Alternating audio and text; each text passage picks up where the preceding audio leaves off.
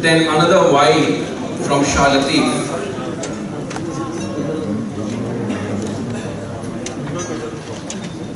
So please enjoy a vibe by Shah Lateef.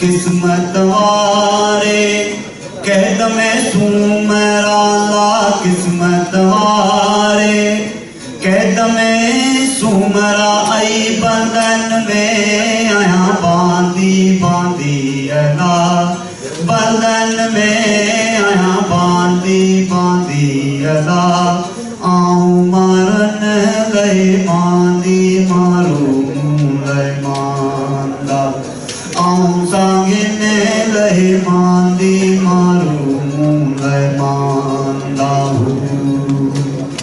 اللہ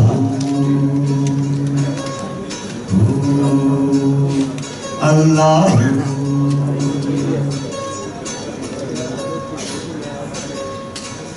پانی بری جیسے سکما سومرا اللہ پانی بری جیسے سکما سومرا او پیرے کرے وہ آؤں پاندھی پاندھی اللہ پیرے کرے وہ آؤں پاندھی پاندھی اللہ آؤں مرن لئے باندھی مارو لئے ماندہ آؤں سانگنے لئے باندھی مارو لئے ماندہ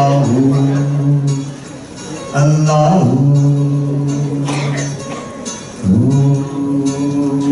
اللہ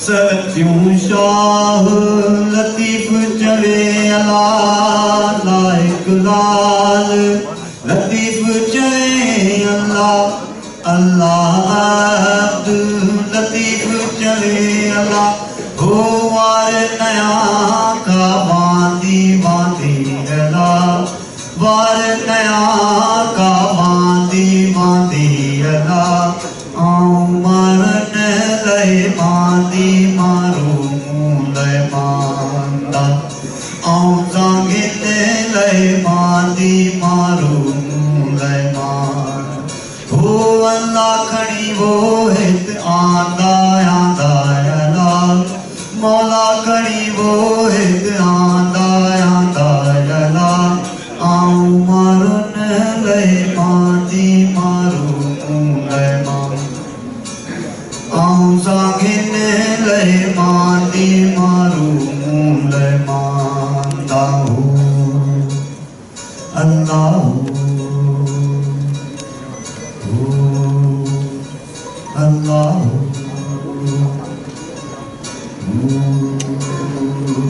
That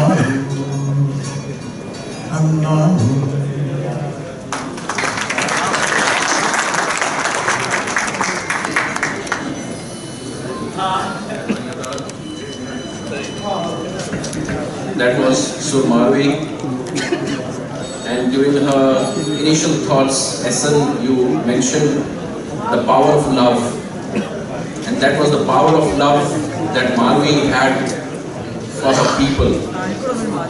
And I believe that in our part of the world, most of our trials and tribulations will be over if the ruling elite are manda about the common people, the poor people, having a concern, having the love, having the affection for their trials and tribulations and working towards a solution. So thank you very much. That was the presentation by Fahim Allah. Could I request Essen Chelebe and Dr. Fahmida Hussain if they can join me on the stage? Thank you.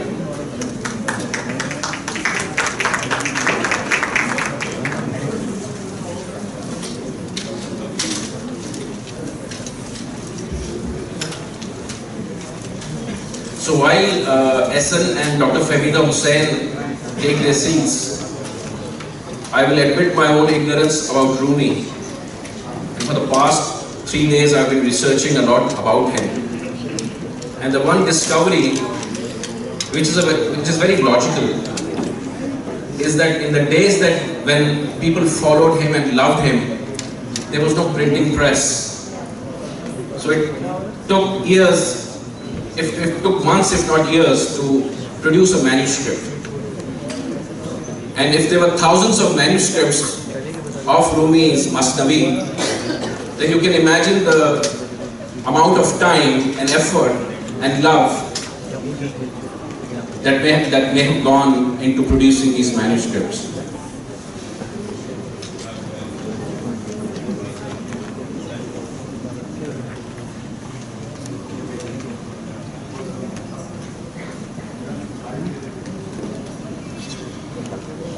And what I also discovered is that the number of those manuscripts in South Asia, the Indian subcontinent, was the greatest. In terms of people possessing a manuscript, it must have been their most prized possession. And it is common knowledge that the two books or manuscripts that Shah Latif always had on him was the Holy Quran and the Masnavi of Rumi. This shows the tradition of love and mysticism, which is the common theme that Dr. Fahmida Hussain was earlier describing in terms of the relentless pursuit of love with the divine. So let me start by welcoming Essen to Pakistan. There is indeed a lot of affection for Turkey, and it may have to do a lot with Rumi. And Rumi says, through love, all that is bitter will be sweet. Through love, all that is copper will become gold. Through love, all dregs will turn to purest wine. Through love, all pain will turn into medicine. Through love, all dead will come alive. Through love, the king will turn into slave.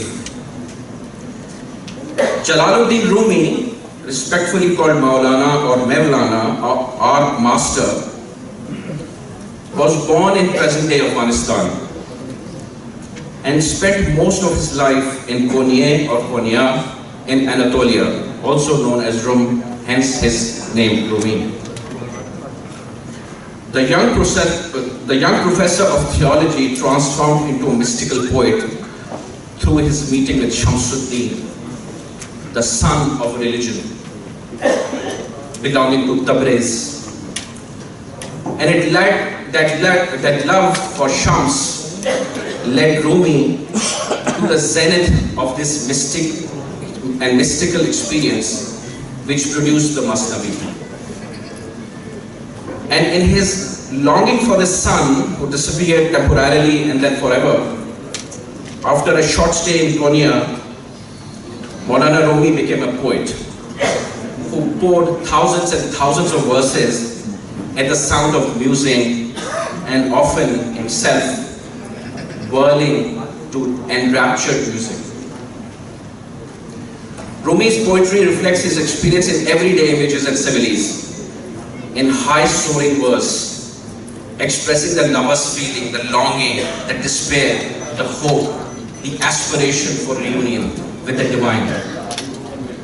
Throbbing rhythms, rhythms of a heart that finds peace just in remembrance, and you can see how the remembrance of the divine is so close to Shah Latif, a common theme. Remembrance of the beloved's name itself, the prayer, the sheer surrender, in mystical depth as symbolized in the movement of the whirling dervishes, who, inspired by his poetry, point to this ritual, to the mystery of dying and becoming revived and coming alive in the love for the divine. Esen Çelebi, our guest from Turkey, is the 22nd generation granddaughter of Maulana. And while I was going through this research of my own, he was never really called Rumi when he lived. He was called Maulana. Ms. Çelebi was born in Aleppo on the 2nd of April in 1949. She graduated from Arabic and Persian philosophy departments at the faculty letters in Istanbul University. She became the vice president of the International Mevlana Foundation, which was founded in 1996. In collaboration with her colleagues, she prepared 2 significant projects under the auspices of the foundation and presented them to UNESCO. Thanks to her efforts, Sema and Mevlevi music was voted as the oral cultural heritage masterpiece of humanity, and the year 2007 was declared the International Rumi Year. Could I have a round of applause for Ms. Esen Çelebi? The foundation was accredited by the UNESCO thanks to her hard work. Some of her articles and interviews were also published in various journals.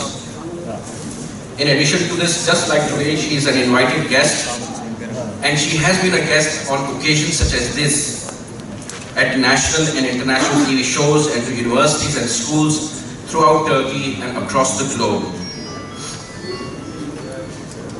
She is working towards explaining universal ideas, an exemplary life of Hazrat Maulana, decides culture as his way so that people can learn the right conduct and good manners and love each other. So could I very humbly request Ms. Esen Çelebi to join us and share with us her thoughts about Rumi.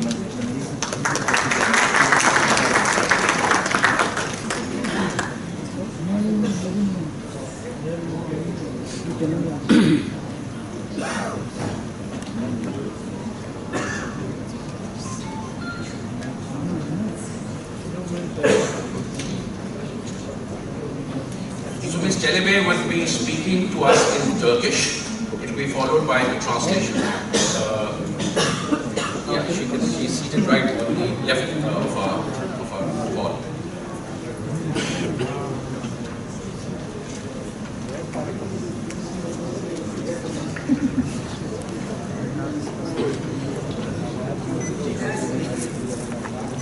Sözlerime Mevlana Muhammed Celaleddin isminden bahsederek başlayacağım. Bismillahirrahmanirrahim. Doğduğu zaman ailesi ona Muhammed Celaleddin ismini koymuştur. Mevlana, Efendimiz demektir. Rumi, Diyar-ı Rum, yani Anadolu demektir ve yaşadığı bir yeri belirtmektedir. Özetle Mevlana ve Rumi kelimeleri ismine daha sonra ilave edilmiştir. Hazreti Mevlana Celaleddin 30 Eylül 1207'de Türk boylarının yaşadığı Horasan'ın Belh şehrinde dünyaya gelmiştir. Annesi Belh Emir'in kızı, Rükneddin'in kızı Mümine Hatun, babası Bilginlerin Sultanı, Sultanları Ülema olarak anılan Bahaeddin Veled'dir.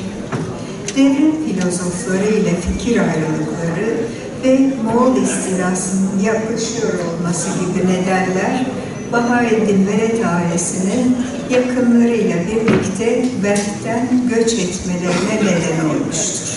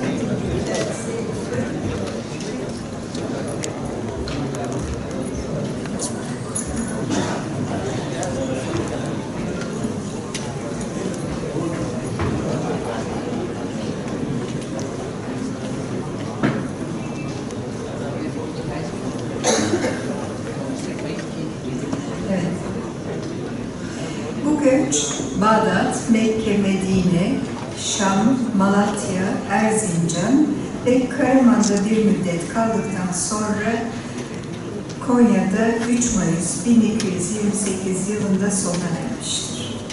Konya'ya Selçuklu Sultanı 1. Alaaddin Keykubat'ın daveti üzerine gelmişlerdir.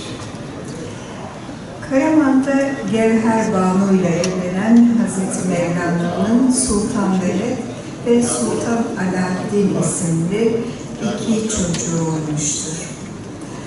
Gevher Banu'nun vefatından sonra Kerra Hatun ile evlenmiş ve bu evliliğinden Muzaffereddin Emir Alim Çelebi ve Melike Hatun isimli 2 çocuğu daha olmuştur.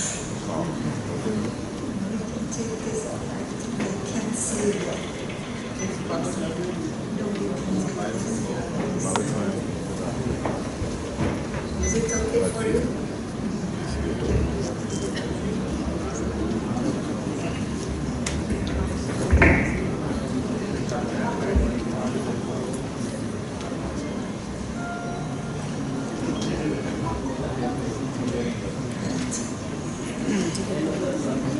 Hazreti Mevlana çok küçük yaşlarda babasının derslerine başlamış.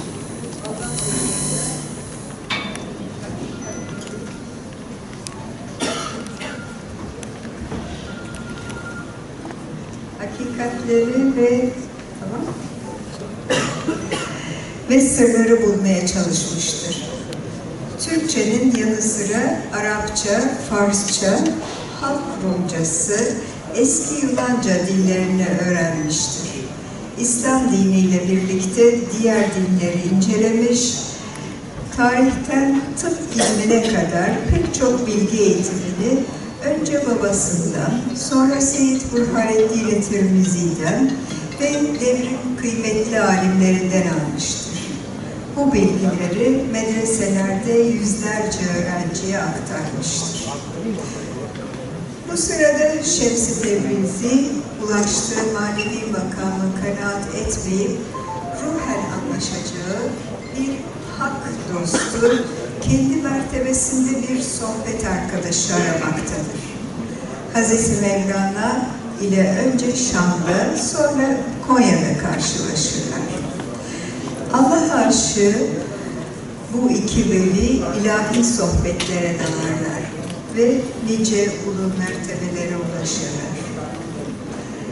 Vaktinin çoğunun manevi dostuyla sohbet edip, şiirler okuyup, sema ederek geçirmeye başlayan Hazreti Mevlana'yı talebeleri kıskanırlar ve Şems-i Tebrizi hakkında ileri geri konuşmaya başlarlar. Şems bu sözlerden incinir ve Konya'dan Şam'a gider. Hazreti Mevlana bu ayrılığa çok üzülür. Bütün dostlarıyla ilgisini kesip bir köşeye çekilir ve Divan-ı Kebir'de okuduğumuz pek çok şiiri söyler. Sebep olanlar bu durum karşısında özür dilerler.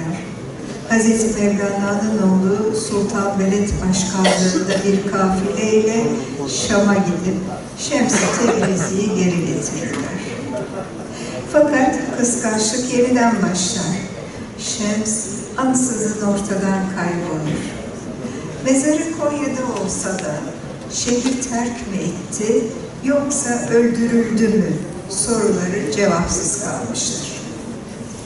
Hazreti Mevlana bu can dostunun ayrılığıyla yeni bir döneme girer. Önce Şeyh Selahaddin Zerkubi'yi, onun vefatından sonra talebelerinden Çelebi Hüsamettin'i kendi adına ders vermeleri için tayin eder. Canım sağ oldukça Kur'an'ın kölesiyim ben. Seçilmiş Muhammed'in yolunun tozuyum ben. Kim bundan başka bir söz naklederse benden, ondan da şikayetçiyim. O sözden de şikayetçiyim ben. Hazreti Mevlana'nın bu sözlerinden anlaşıldığı gibi Hazreti Muhammed'in gösterdiği yolda Allah'a yönelmiş, onun emirlerine uymuş, İslami esaslar içinde söylemiş ve yaşamıştır. Dine sonradan giren yobaz düşüncelerden şikayetçi olmuştur.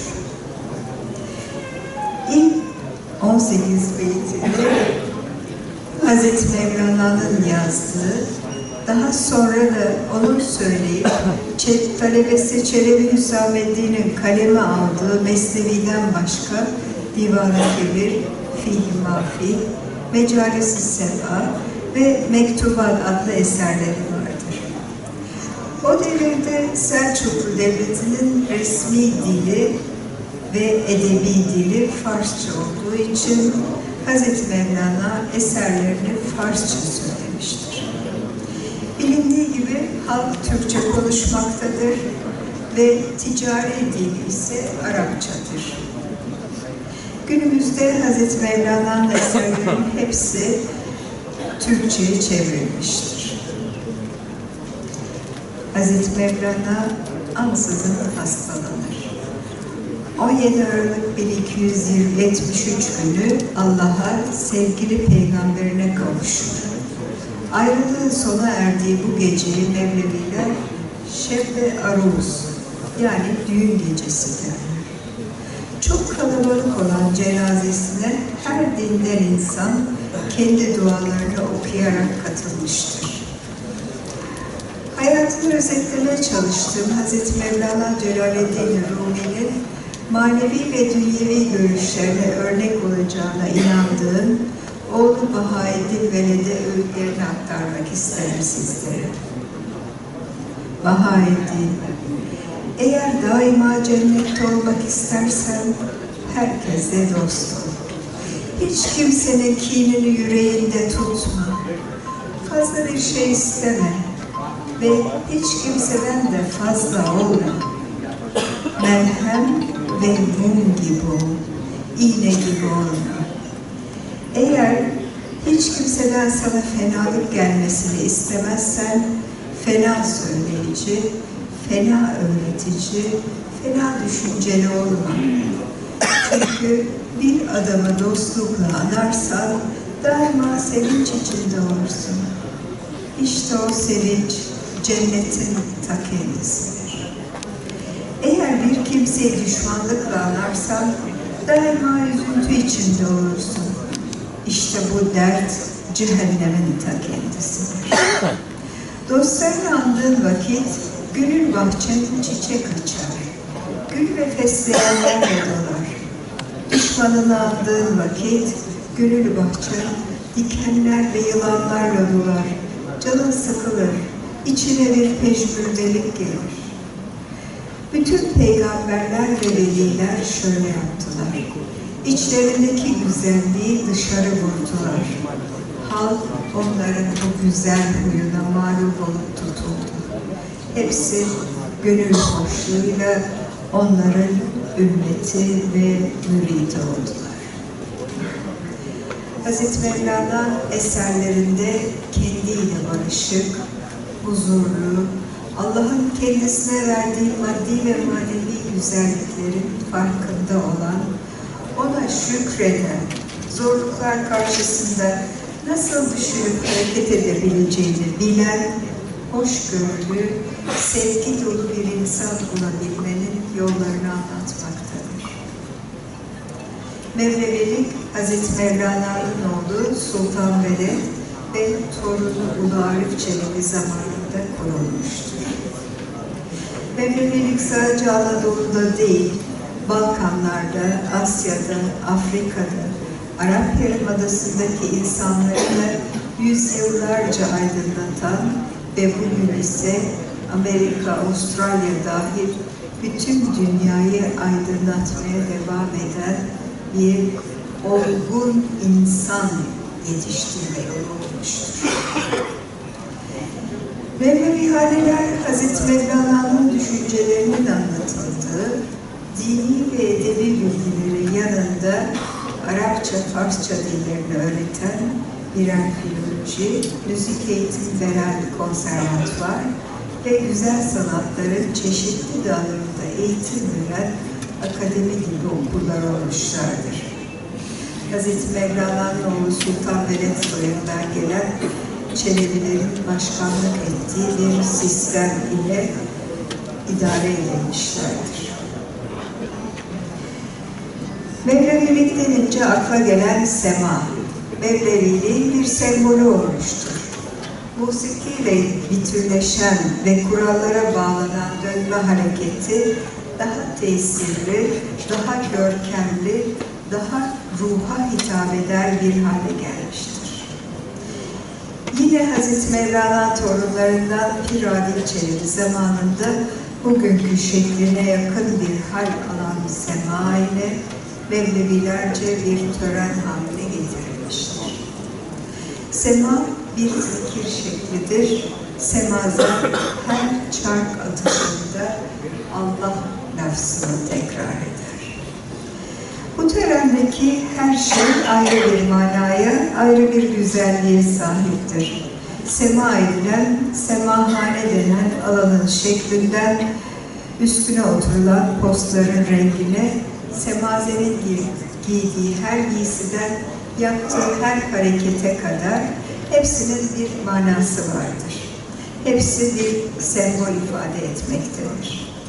Mesela semahane, dairevi bir alandır ve dünyayı sembolize eder.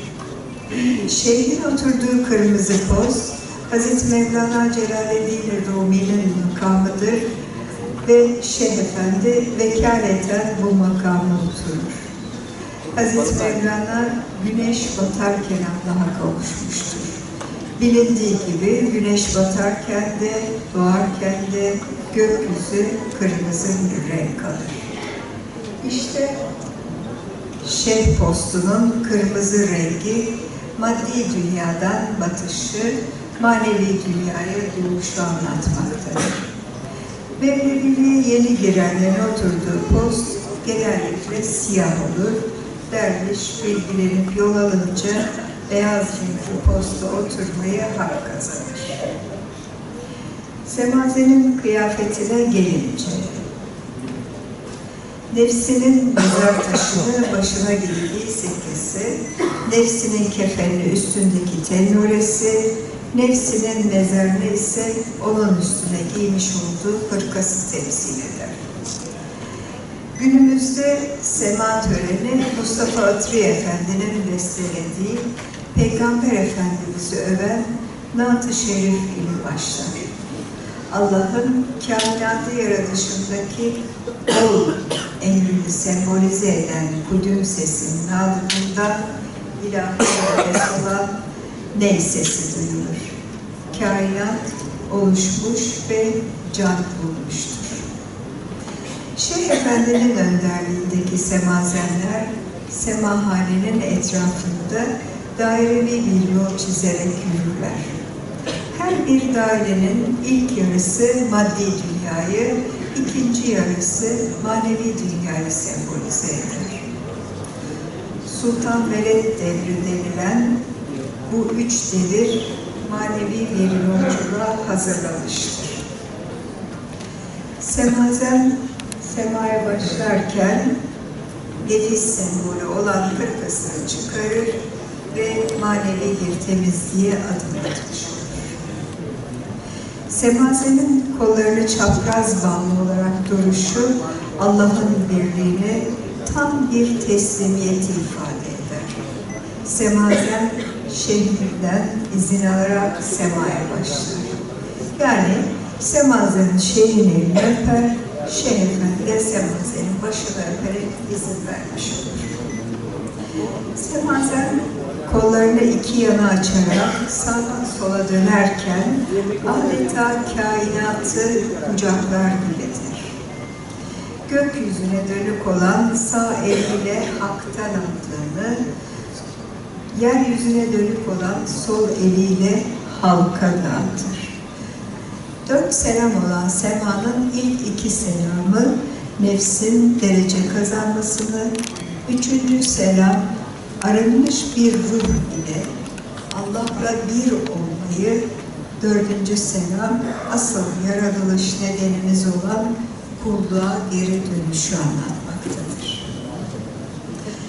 4. selama Şeyh Efendi de katılır. Bu da bir yolda ilerlerken mutlaka bir rehbere ihtiyaç olduğunu anlatır. Tören, Kur'an-ı Kerim tilaveti ve okunan bir dua ile son bulur. Bir sema töreninden sonra semazenle töreni izleyen de Yaradan'a biraz daha yaklaşır. Ona olan aşkı daha kuvvetlenir. Aranır, tertemiz, mutlu ve huzurlu bir ruha kavuşur. Sema ayini şerifini babam Celalettin Bakırçayeli şöyle anlatmıştır. Sema, kulun hakikate yönelip, akılla, aşkla yücelip, nefsini terk ederek hakta yok oluşu ve olgunluğa ermiş, kamil bir insan olarak tekrar kulluğa dönüşüdür. Muhterem dostlar, yurdumuzda tekkelerin kapatılma kararı alınmadan önce Konya Makam Çelebisi, Türkiye Cumhuriyeti 1. Meclis Reis Vekili, babamın büyük babası Abdülhalim Çelebi'ye Mustafa Kemal Atatürk'ün Mevlevilik hakkında söyledikleri aynen şöyle. Siz Mevleviler asırlardır cehaletle, yobazlıkla mücadele ettiniz. İrfanla ilme ve sanata katkıda bulundunuz. İnkılapta istisnai bir muamele yapmamak için Mevlevi tekkelerini tekaya ve zevaya kanunu içinde mütalaa etmek mecburiyetindeyiz. Ancak Hz. Mevlana'nın düşünceleri ve ilmi ebediyen yaşayacaktır. Hatta istikbalde daha köklü bir şekilde zuhur edecektir inancındayım.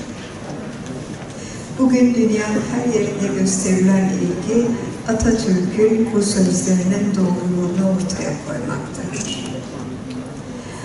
Bu sözlerin ışığında 1996 yılında kurulmuş olan başkanlığını kardeşim, manevi büyüğüm Faruk Hemdem Çelebi'nin üstlendiği, benim başkan vekili olduğum Uluslararası Mevlana Vakfı'nda biz 5 kardeş, bu yolda hizmet eden, talip olan dostlarımız, hocalarımız ile birlikte çalışmaktayız. Vakfımızın titiz bir çalışmayla hazırlamış olduğu 2 önemli projeden bahsetmek isterim.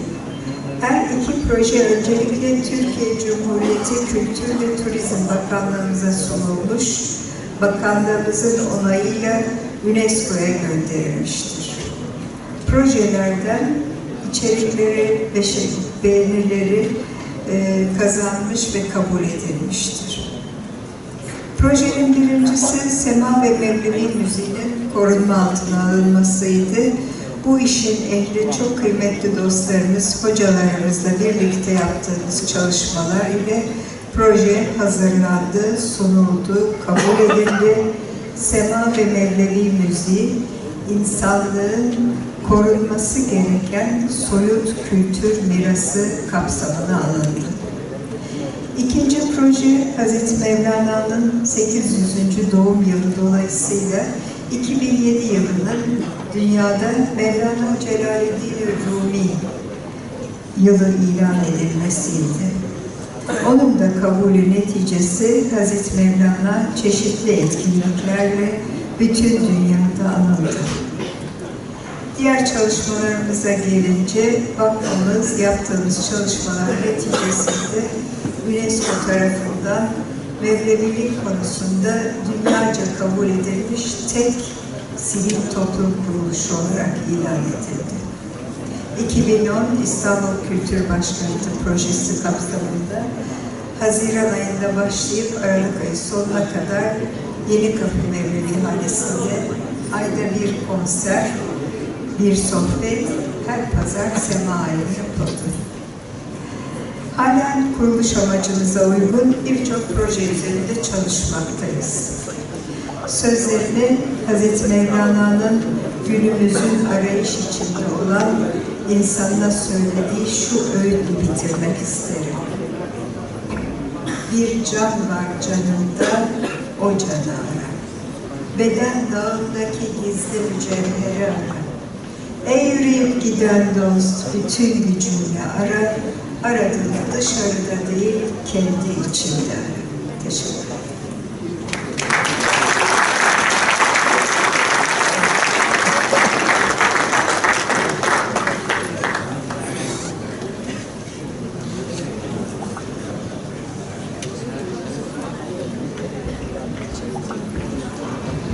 Since this is a conference on mysticism and attitude of being a Sufi, one of the attributes is that you don't call attention to yourself. You're not very self-important. But I see a number of you on your mobile phones and taking calls. It's extremely rude. So please, could I request everyone to turn off your mobiles, and if you're holding a very high office in the country, you can leave the room, otherwise I'll ask security to escort you out. Thank you very much.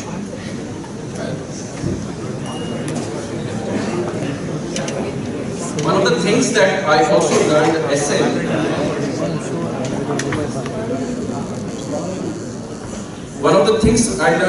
during my research on Rumi is that there were some talks on YouTube.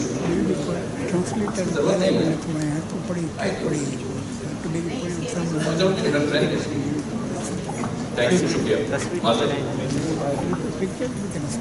Is that when you research on Rumi and you go to some lectures on YouTube, everybody would claim that Rumi is theirs. He was born in Balkh, Afghanistan.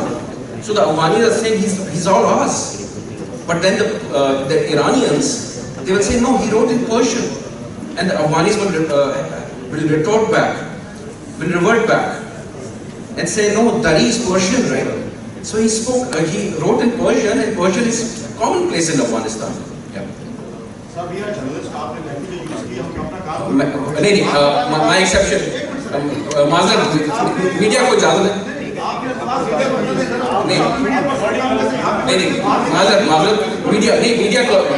media को ज़्यादा please. उन्हें जैसाऊं तसव्वुफ जो वो पैगाम जिनमें इंसाननि लाइ मोहब्बत जो पैगाम आहे, इंसान जे लाइ इंसान वटि क़दुरु आहे, उन पैगाम खे ॿीहर उन जाइ ते पहुचायूं जेको सिंध जो बुनियादु आहे, जेको शाह साईं जो बुनियादु आहे।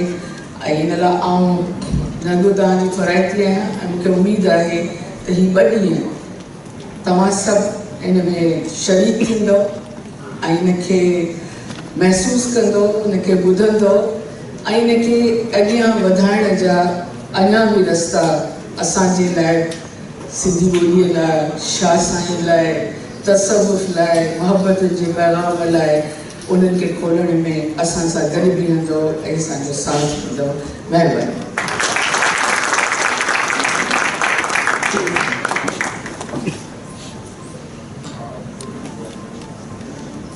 Ladies and gentlemen, that concludes the opening ceremony for the International Lateef Festival. We're going to be taking a break of about 15 minutes so we can set the stage for the next segment.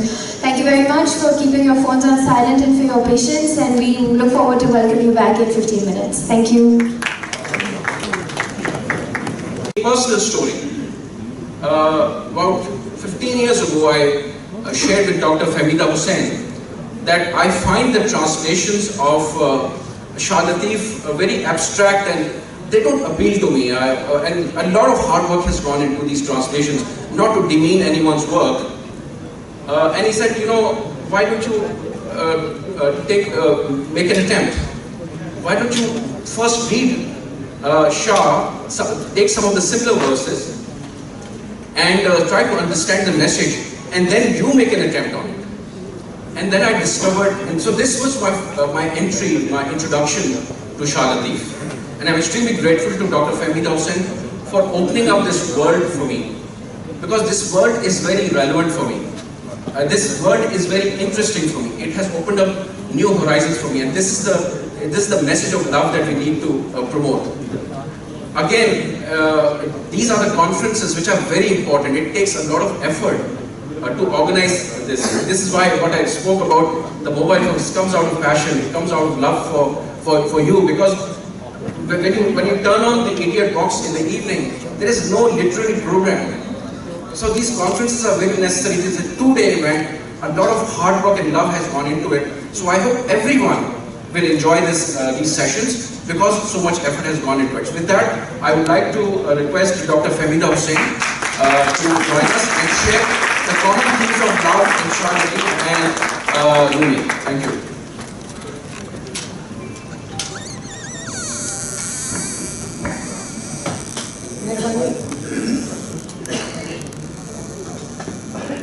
असां अॼु हिन कॉन्फ्रेंस में जिन ॿोलियुनि खे सोचियो हो त साम्हूं रखंदासीं ऐं उन में ॻाल्हाईंदासीं, पर ख़ुशी जी ॻाल्हि आहे त असां तुर्कीअ खे बि ॿुधो अॼु।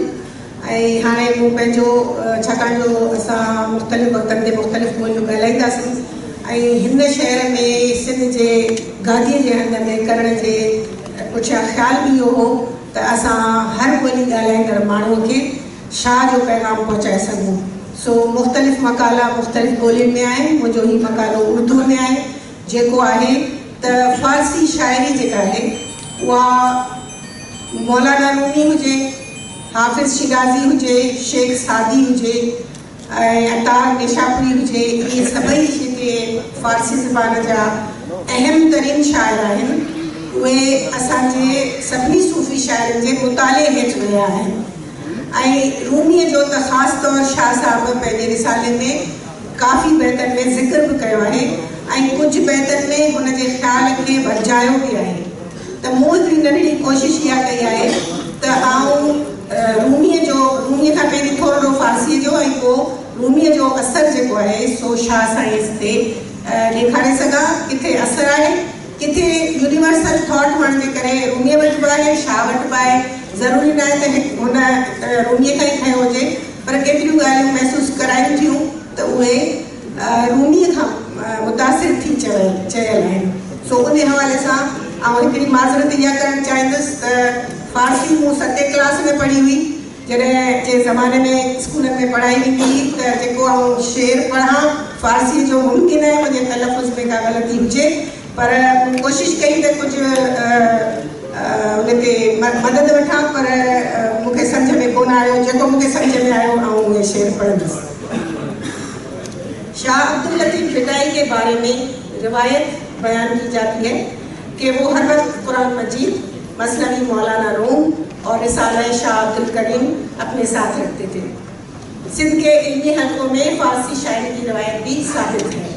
इसी तरह फ़ारसी के शोरा भी यकीनन सिंध और सिंध की ज़ुबान से मानूस थे।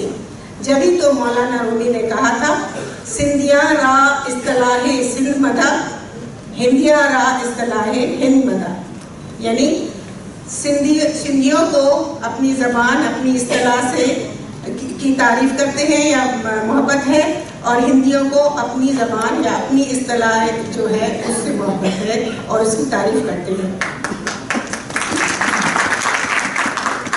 आज मैं अपने मकाले में चंद फ़ारसी शोरा, खुसूसन मौलाना रूमी की शायरी की रिवायत का तसलसल शाह अब्दुल लतीफ़ भुट्टाई की शायरी के हवाले से बयान करूँगी। शाह लतीफ़ का एक मशहूर शेर है, जे तो बैत भाया से आयतों आइन नियो मन लाइन तेरे संदे पावे।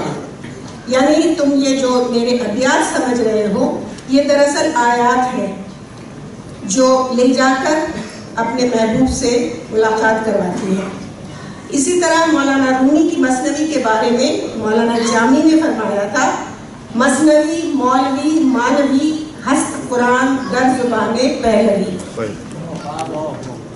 यानी सूफी शौरा के यहाँ ये ख्याल आम है और वो अपने पैगाम को अपनी ज़ुबान में कुरान की तफहीम और तफसीर से मौसूम करते हैं। शाह लतीफ़ तो यूं भी फ़ारसी के अजीम शायर मौलाना रूमी की मसनवी से काफ़ी मुतासिर लगते हैं और ये वाहिद शायर हैं जिनका नाम उन्होंने अपने कलाम में इस्तेमाल किया है। यहाँ इस बात का ख्याल रखना होगा कि मुतासिर होना और तकलीद करना दो अलग अलग बातें हैं। शाह साहब ने किसी भी शायर की तकलीद नहीं की, अलबत्ता चंद अशार में वो फ़ारसी के शोरा से मुतासिर ज़रूर महसूस होते हैं और ये असर ख्याल और ज़बान दोनों हवालों से देखा जा सकता है। ख़ास तौर पर तसव्वुफ़ की इस्तिलाहात में मुमासलत पाई जाती है। सिंधी ज़बान के मौक़िक़ीन और मुरत्तबीन डॉक्टर गुलबख्शानी, कल्याण आडवाणी के अलावा अंग्रेज़ मुहक़्क़िक़ डॉक्टर सोरले ने भी लिखा है कि शाह साहब ने शाह करीम, मौलाना रूमी और कुरान मजीद का असर यकीनन कबूल किया होगा, मगर शायरी में उनका अपना एक अलहदा और मुनफरिद अंदाज और डिक्शन है। सिंधी के एक और मुहक़्क़िक़ लालचंद अमर बिनोमल और अंग्रेज़ी के रिचर्ड बर्टन और डॉक्टर ट्रम्प ने लिखा है कि लोग शाह लतीफ़ को सिंध का हाफिज़ कहते हैं, तहम सूफियाना शायरी का अंदाज उनका अपना है।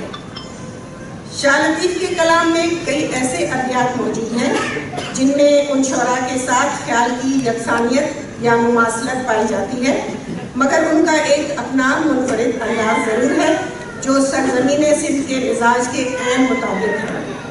उन्होंने न शमा परवाना, न सागर मीना, न ही गुलो बुलबुल के अफसाने दोहराए हैं, और अगर वो कहीं परवाना पतंगे की सूरत में और शराब या मैं का जिक्र मद और कड़ो ए कातिल यानी तल्ख और कातिल मैं की सूरत में लाए भी हैं, तो उनका माहौल और मिजाज किसी ईरानी मैखाने से कतई मुख्तलिफ है।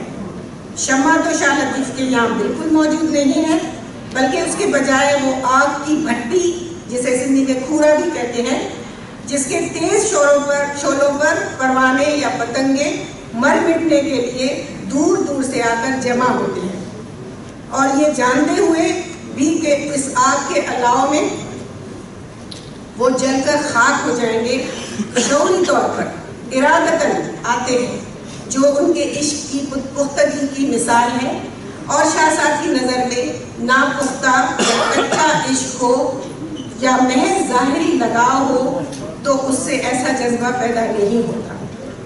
शाह साहब ने पतंगों को उन सच्चे आशिकों की अलामत बनाया है जो किसी आला मकसद के लिए अपनी जान फिदा करने को तैयार रहते हैं। उनके यहाँ महज बुनियादी तौर पर औरत और मर्द के इश्क का हवाला कम है, बल्कि इज्तिमाई जज्बा इश्क का बयान है जो किसी भी मकसद के लिए हो सकता है। वो कहते हैं, पतंगन पह कयो मिड़िया मथे मच, पसी लहस न लुडिया सड़िया मथे सच, संदा गिचन गच बेचारन विजाया। इसका तर्जमा यूँ है, पतंगों ने अहद किया और अल्लाह के गिर्द जमा हुए, उसकी तपिश और गर्मी से हरगिज न लर्जे और सच और हक के लिए अपनी जानें कुर्बान करें। मुलाहिजा कीजिए इन परवानों या पतंगों के तस्वुर को, क्या ये शमा परवाना के रिवायती तस्वुर से मुख्तलिफ नहीं یہ تصور کہیں زیادہ اعلیٰ اور بامقصد محسوس ہوتا ہے۔ اسی طرح حافظ شیرازی کا ایک شعر ہے، گر دیدہ دلم کند آہنگ دیگرے، آتش زنم دران دل دیدہ بر آرمت۔ اگر میری آنکھیں اور دل کسی اور کا خیال بھی کرے تو اس دل کو آگ لگا دوں اور آنکھیں نوچ کر باہر نکال دوں۔ شاہ لطیف فرماتے ہیں، اکھڑیوں پریاں رے جیکی دیو پسند دا گڈی کھے کانگن نوالا نیرن۔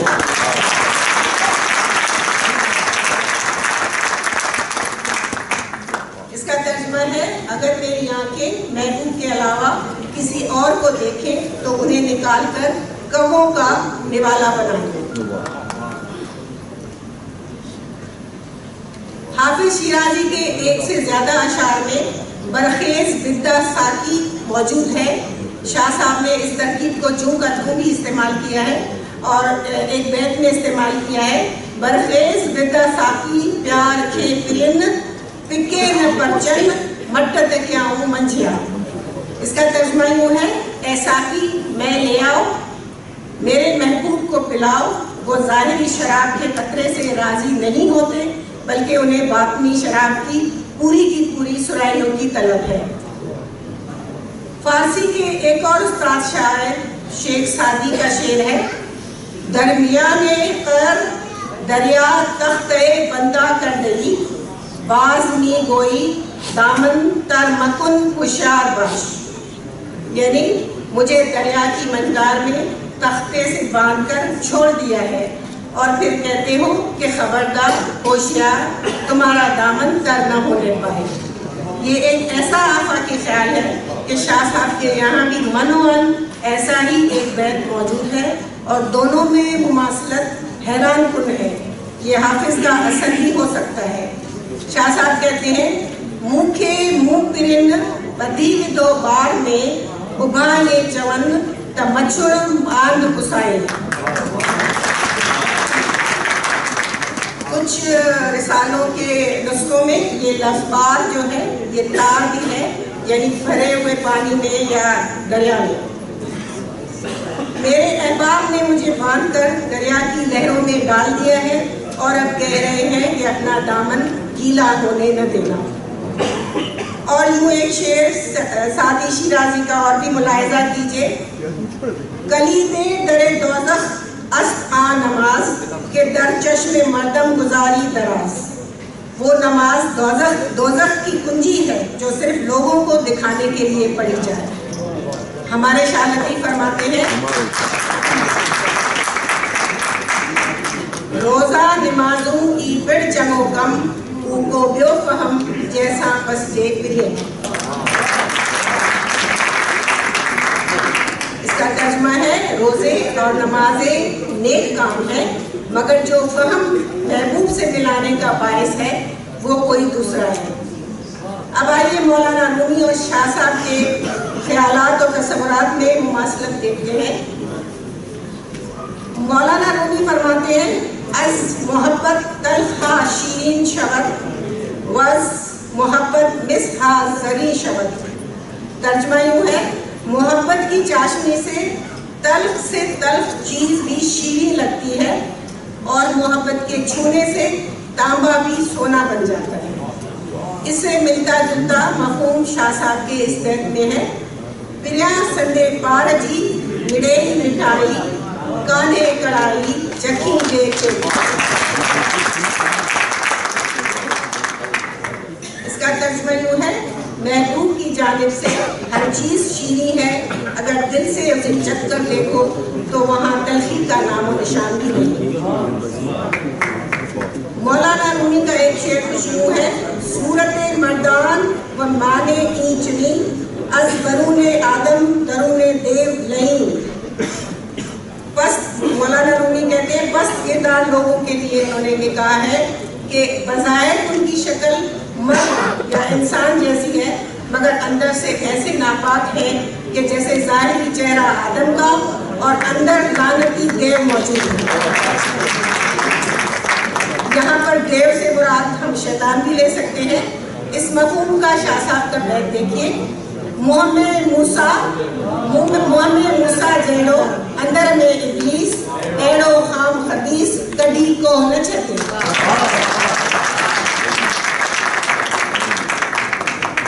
मौलाना रूमी का एक शेर तो ऐसा लगता है कि शाह साहब ने मन वही मफ़हूम अपनी ज़ुबान में बयान करते हुए उसे एक बैत में मज़ीद वाज़ेह और वसी कर दिया है। रूमी कहते हैं विष्णु अस नेर चूश हिकायत मी कुनत व अस जुदाइया शिकायत मी कुनत। तर्जमा, बांसुरी से सुनो जो अपनी कहानी बयान करती है और अपनी जुदाई की शिकायत करती है। उससे आगे रूमी के दीगर अशार में भी ये मफ़हूम बिना है कि चूँकि मुझे अपने असल से काट लिया गया है इसलिए मेरी फरियाद और आहो बका की वजह से लोग रोते हैं। मगर ये मैंने यहाँ एक शेर पढ़ा है, मगर ये पूरा मफ़हूम तब वाज़े होता है जब आप मौलाना रूमी कहते हैं, ये इसका तलफ़्फ़ुज़ थोड़ा सा मुझे शक है कि मैं सही नहीं करूँगी, लेकिन बहरहाल मैं पढ़ देती हूँ। ई नदा कश असल बरबान व नदास्त खुद नदानस्त ई बाकी सदास्त।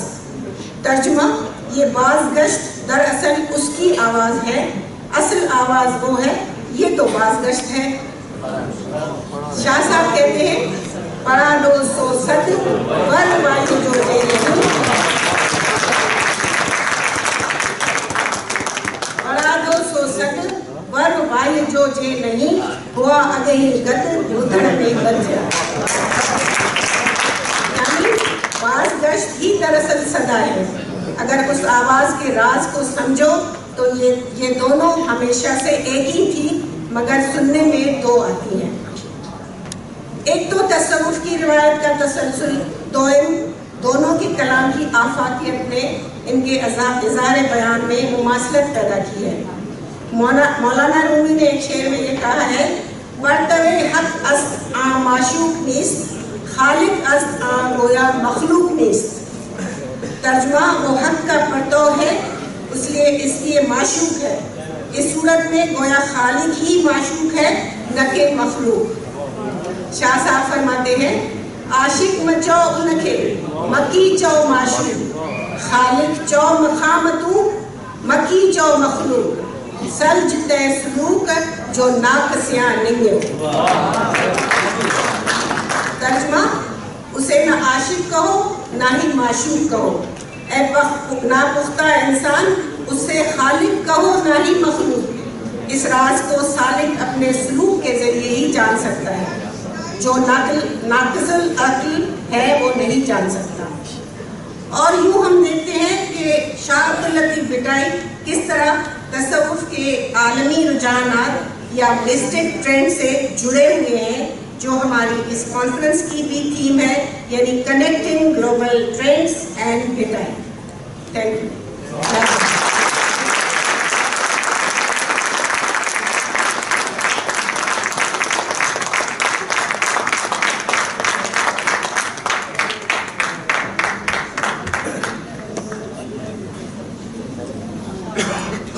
Thank you, Dr. Fahmida Hussain. This concludes our session on Rumi and Shah and the common themes of mysticism in their poetry. Could I request Brahim Ahmed to take over from here?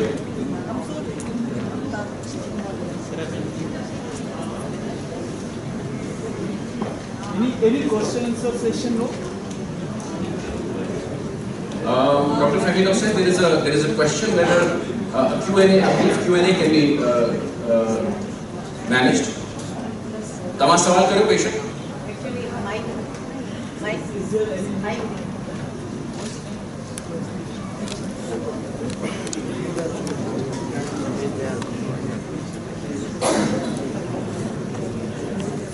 Hello. I have just now compared the two poets, and the ideas and concepts which both of them have in common, they have been described by me. On one side, Maulana Rum said about the heaven and the hell as well, and on other side, he talked about the oneness with the God. What is the difference between these two? I think you are not clear in your question. हिकिड़ो ई सवाल है जेको मेन है वो इहो आहे त हिकिड़ी जॻह ते मौलाना रूम जेका ॻाल्हि कई आहे उहा जन्नत ऐं दोज़ो जी कई ऐं ॿी जॻह ते हुन वननेस विद गॉड कई आहे असां हिकु थी वञण जी ॻाल्हि कई छा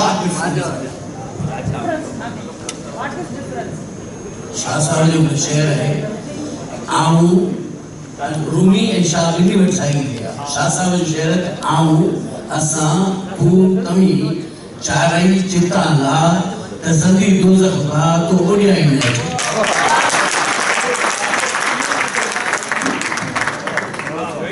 In the interest of time, could I request the honorable guests that we are here for the entire day, and it's a very healthy conversation. I'm really grateful to the person who has asked this question, because this is exactly the objective of this two-day conference, that we can intermingle, we can collaborate, we can communicate to each other, try to understand, and these are questions which are very, very important.